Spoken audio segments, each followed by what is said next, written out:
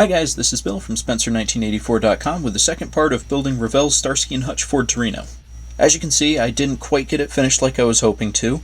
It's because I just got back from New York Comic Con, and I had another project that kind of took precedence over the Torino. And that was this car,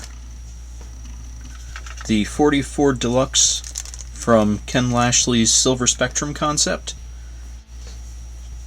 He had first debuted this as a full-sized car at New York Comic Con 2013, and it was a really cool idea. Basically, it was a superheroine who used the hiding in plain sight motif, which included a sleeper of a car that included hidden weaponry and lights and other things, and it unfortunately didn't end up panning out the way that he had hoped, but it was still a very cool concept, and it was something that I had wanted to build a model of, so I was able to get this finished. It's a combination of a resin body and AMT's 40 Ford, and I was able to bring it down and have him sign it.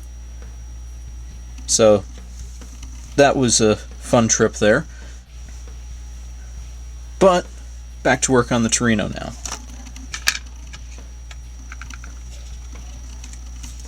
And at this point, I have all of the big stuff done.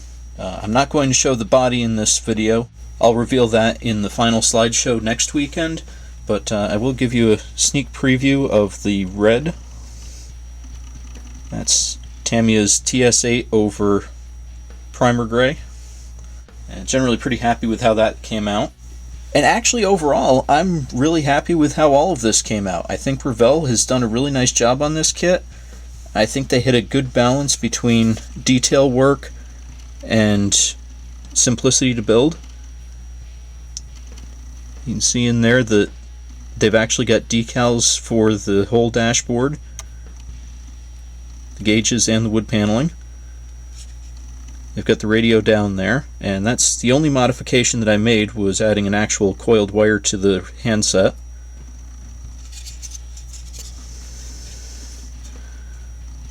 But everything fits together really nicely in this kit.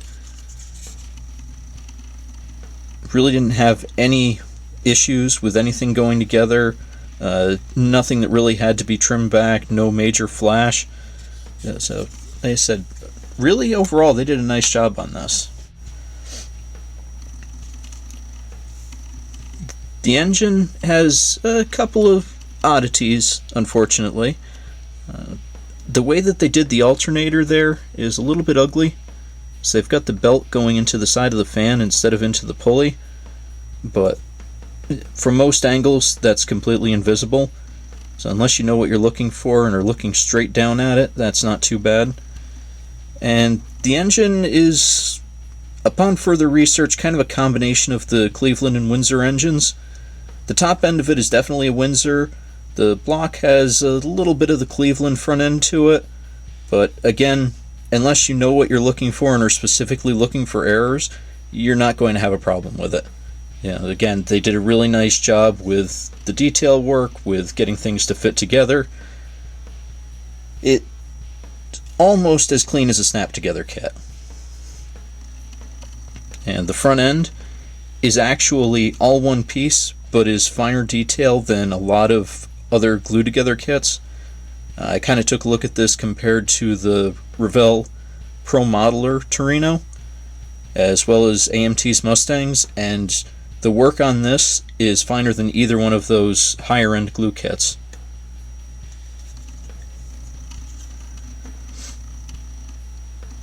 And right there's probably the weakest part of the whole underside, and that's the standoffs for the rear suspension. But even that, you really have to be looking for trouble to have a problem with it. And if you did, because of the way that it's made, you can cut those standoffs and just put your own springs in there, no real problem. The back wheels still look a little shallow to me, but not bad enough that they absolutely need to be replaced.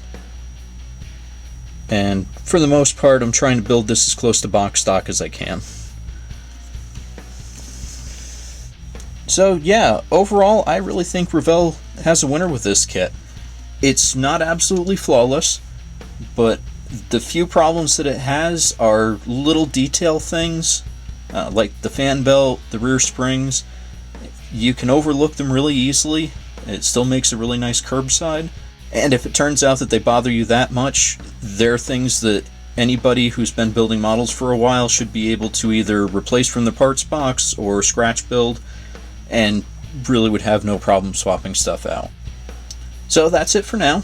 I will be posting the finished pictures of the Silver Spectrum Ford on my website this Wednesday, and I'll include a link to that in the description below.